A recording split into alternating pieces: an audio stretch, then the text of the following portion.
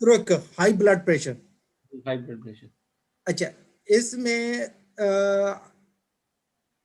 जो high blood pressure में इसमें कॉमरीन्स होती हैं, ये हर किस्म के हाई ब्लड प्रेशर को एतदाल में ले आते हैं, सिवाय उनके जिनको हींग या हींग जैसी चीज़ों से एलर्जी हो। तो मगर जो हींग हमारे पास है असाफेटिडा, वो रेजिन्स है, यानी कि गूंद है, गूंद की तरह का है, वो उस मामले में भी फायदा देता है।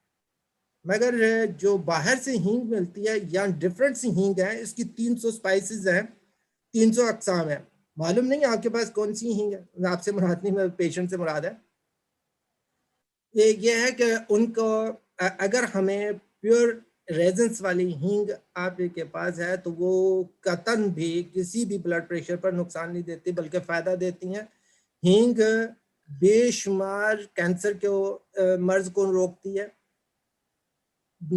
हाई हाई कोलेस्ट्रॉल को रोकने में बहुत ज़्यादा मदद करती है, डायबिटीज़ को रोकने में मदद करती है, लिवर पे से फैट को निकाल कर पेशाब के जरिए निकालने में मदद करती है, दिल की आर्टरीज ये खोल देती हैं, और ऐसा ब्लड प्रेशर जिनकी पल्स बहुत लो रहती हो, 50 से अबव जाती ना हो, उनको तो ये आबे हयात है।